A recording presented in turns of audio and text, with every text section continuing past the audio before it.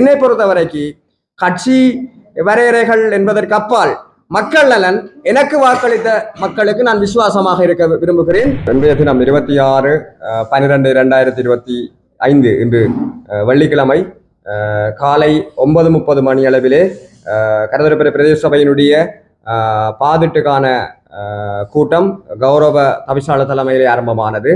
இந்த கூட்டத்தில் 2026ஆம் ஆண்டுக்குரிய சபையினுடைய நடவடிக்கைகளினுடைய நலனை கருத்தில் கொண்டு 11 கௌரவ உறுப்பினர்களுடைய ஆதரவோடு பாதையீடு நிறைவேற்றப்பட்டிருக்கிறது. 21 உறுப்பினர்களை கொண்ட சபையிலே மேலதிகமாக ஒரு வாக்கின் மூலம் இந்த பாதையீடு வெற்றி அளித்திருக்கிறது.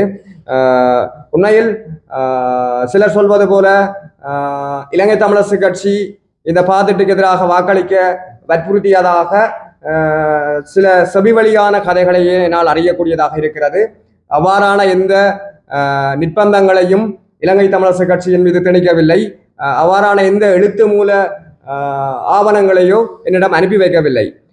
நான் தவிசாளராக பதவி வைக்கின்ற காலம் வரைக்குமான அந்த காலத்தில், அதாவது 25/11/2025க்கு முன்னர் நான் கரதுரைப்பெற பிரதேச சபையினுடைய தவிசாளராக இருந்த போது 13 வட்டாரங்களிலும் 21 உறுப்பினர்களுடைய முன்மொழிவுகள், அதே போன்று மக்களினுடைய சந்திப்புகளின் ஊடாகவே இந்த பாதீட்டை என்னுடைய தலைமையிலே, அதாவது நான் தவிசாளராக இருக்கிற போதே இந்த பாதீடு தயாரிக்கப்பட்டது.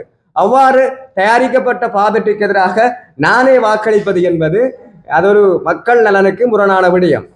என்னை பொறுத்தவரைக்கு கரதுரைப்பெற பிரதேச சபை எல்லை பரப்புக்குள் இருக்கக்கூடிய மக்களின் நலன் தான் எனக்கு முக்கியமே தவிர எந்த விதமான அழுத்தங்களுக்கும் அடிபணிய வேண்டிய தேவையில்லை. எனக்கு என்னுடைய கட்சியினுடைய தலைமை எந்த விதமான அழுத்தங்களையும் பாதீட்டுக்கு எதிராக வாக்களிக்க வலியுறுத்தவும் இல்லை. இலங்கை தமிழரசு கட்சி மக்கள் நலன் சார்ந்த பாதீட்டுக்கு சார்பாக வாக்களிக்க வலியுறுத்துமே தவிர எந்த வேளையிலும் இலங்கை தமிழரசு கட்சி பாதீட்டை தோற்கடிப்பதற்கு துணை நிற்காது. நான் நினைக்கிறேன் சம பங்கின் அடிப்படையிலே வட்டாரங்களுக்கு நிதி ஒதுக்கப்பட்டிருக்கிறது. வெளியோயா வட்டாரத்துக்கு மாத்திரம் அந்த வட்டாரத்தினுடைய பெரும்பாலான நிலங்கள் மகாவலி எல்வலயத்துக்கு உட்பட்ட இருப்பதனால் அங்கிருக்கக்கூடிய வீதிகள் மகாவலி அதிகார சபையினுடைய எல்லை பரப்புக்குள் இருப்பதனால் அந்த வட்டாரத்துக்குரிய நிதி ஒதுக்கீடு குறைவாக இருந்தாலும் ஏனைய 11 வட்டாரங்களுக்கும் சமனாக முன்மொழிவுகள் சமர்ப்பிக்கப்பட்டிருக்கிறது. இதே போன்று மக்கள் பிரதிநிதிகளாக இருக்கக்கூடிய நாங்கள் அந்தந்த வட்டாரங்களில் இருக்கக்கூடிய சனசமூலியங்கள், மாதர அபிவிருத்தி சங்கங்கள், கிராம அபிவிருத்தி சங்கங்கள் ஆகியோருடைய முன்மொழிவுகளை பெற்றுத்தான் இந்த பாதீட்டை தயாரித்திருக்கிறோம். இது தேசிய மக்கள் சக்தியினுடைய பாதீடு என்று சிலர் உருவாக்க நினைப்பது என்பது மக்கள் நலனுக்கு புறனானது. என்னை பொறுத்தவரைக்கு கட்சி வரையறைகள் என்பதற்கு அப்பால் மக்கள் நலன் எனக்கு வாக்களித்த மக்களுக்கு நான் விசுவாசமாக இருக்க விரும்புகிறேன்.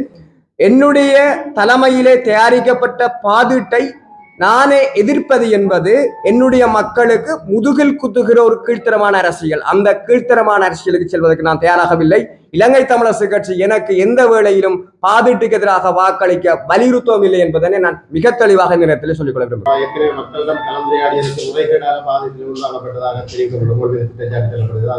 இல்லை, என்னவென்றால் இந்த விடயம் சம்பந்தமாக சில குழப்பங்களை உருவாக்க சிலர் முற்படுகிறார்கள். கணக்கணி வட்டாரத்திலிருந்து பல வீதிகள் மக்களாலே முன்மொழிவுக்கு உட்படுத்தப்பட்டது.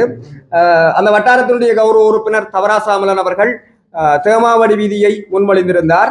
எங்களுடைய கௌரவ உபதவிசாளர் அவர்கள் அந்த கணக்கணி கிராம சேவர் பிரிவில் இருக்கக்கூடிய மக்களுக்கு தேவையான இன்னொரு வீதியை முன்மொழிந்திருந்தார். ஆனால் அனர்த்த காலத்தின் போது சேதமடைந்த வீதிகளை புனர் அமைப்பு செய்வதற்காக வடக்கு மாகாணத்தினுடைய உள்ளூராட்சி திணைக்களத்தின் மூலமாக 2 மில்லியன் ரூபாய் மூலம் கௌரவ உறுப்பினர் தவராசாமலன் கோரிய அந்த வீதி இந்த 2026ஆம் ஆண்டு வரவு செலவு திட்டத்துக்குள்ளே அவர் உள்ளடக்க வலியுறுத்திய தேமாவட வீதி இன்றைக்கு செப்பனிடப்படுகிற பணிகள் இடம்பெற்றுக் கொண்டிருக்கிறது. எனவே அவ்வாறு இருக்கிற போது எங்களுடைய சபையினுடைய நிதியையும் அந்த வீதிக்கு செலவழிப்பது என்பது அது என்னை பொறுத்த வரைக்கும் ஒரு முரண்நிலையான மக்கள் நலன் சாராத ஒரு கோரிக்கை. எனவே நாங்கள் மக்கள் நலனை கருத்து தேமாவடி வீதியும் புனரமைப்பு செய்யப்படுகிறது. அதே போன்று கௌரவ உறுப்பினர் கௌரவ உபதவிசாளருடைய கோரிக்கை அமைவாக கணக்கடியில் இன்னொரு வீதியும் புனரமைப்பு செய்யப்படுகிறது.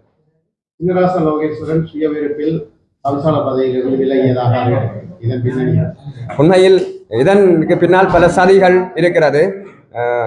அதாவது இங்க இருக்கக்கூடிய முல்லைத்தீவு மாவட்டத்தில் இருக்கக்கூடிய எங்களுடைய கட்சி சார்ந்து தனிச்சையாக முடிவெடுக்கக்கூடிய ஒரு சிலருடைய அழுத்தங்கள் என் மீது இருந்தது.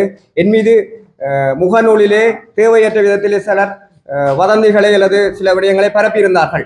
முகநூல் விமர்சனங்களை வைத்துக்கொண்டு ஒரு கட்சி நடவடிக்கைக்கு இருக்குமாக இருந்தால் இன்றைக்கும் இந்த மாவட்டத்திலே தளமாக கொண்டிருக்கக்கூடிய எங்களுடைய கட்சியின் சார்ந்த பலர் மீதும் பல விமர்சனங்களை முகநூலிலே முன்வைக்கிறார்கள். அவ்வாறு சொன்னால் அவர்களையும் கட்சியில் இருந்து விசாரணைக்கு உட்படுத்த வேண்டும். கட்சி என்னுடைய சில நெருக்குவாரங்கள் இருந்தது. என்னை பொறுத்த வரைக்கு மக்களினுடைய நலனுக்காக சில வரையறைகளை தாண்டி சுயாதீனமாக வேலை செய்ய வேண்டிய தேவை இருக்கிறது.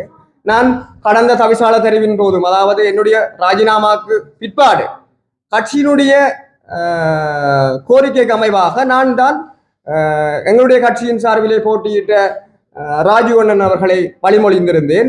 கட்சியினுடைய கோரிக்கையாக நான் பகிரங்க வாக்கெடுப்பை கோரியிருந்தேன். துரதிருஷ்டவசமாக 21 பேர் கொண்ட அந்த சபையிலே 13 உறுப்பினர்கள் ரகசிய வாக்கெடுப்பை கோரியிருந்தார்கள். அதன் அடிப்படையில் ரகசிய வாக்கெடுப்பு நடத்தப்பட்டு தேசிய மக்கள் சக்தியிடம் ஆட்சி கைமாறி இருக்கிறதே தவிர இதுக்கு பின்னால் நான் நினைக்கிறேன் இதை விட இன்னொரு விடயம் இருக்கிறது.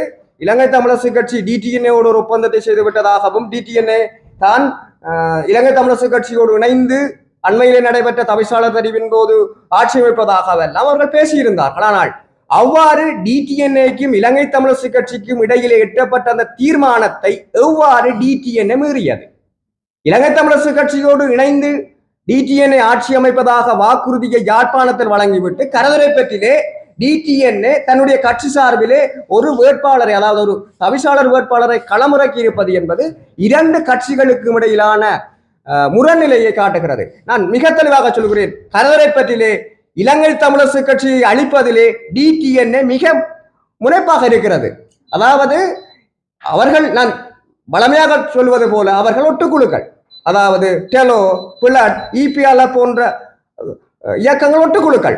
நாங்கள் அடுத்த தேர்தல் இலக்காக ஒரு தேர்தலிலே நாங்கள் பிரிந்து கேட்பதும் இன்னொரு தேர்தலின் நலனுக்காக ஒன்றாவது என்பதெல்லாம் மக்கள் நலனுக்கு முரணான விடயம். எனவே கடந்த தவிசாளர் தெரிவிலே தேசிய மக்கள் சக்தி அரியாசனை ஏறுவதற்கு அடிப்படையாக இருந்தது இலங்கை தமிழரசு கட்சிக்கு டிடிஎன்ஏ கொடுத்த அந்த வாக்குறுதியை தாந்தோண்டித்தனமாக மீறி அவர்களும் ரகசிய வாக்கெடுப்பை டிடிஎன்ஏ கோரி தன்னுடைய வேட்பாளரை களமிறக்கியதன் மூலம்தான் இந்த கரதுரைப்பற்றிலே தேசிய மக்கள் சக்தியை டிடிஎன்ஏனுடைய சதி மூலம்தான் அந்த ஆட்சி மாற்றம் நிகழ்த்தப்பட்டிருக்கிறது.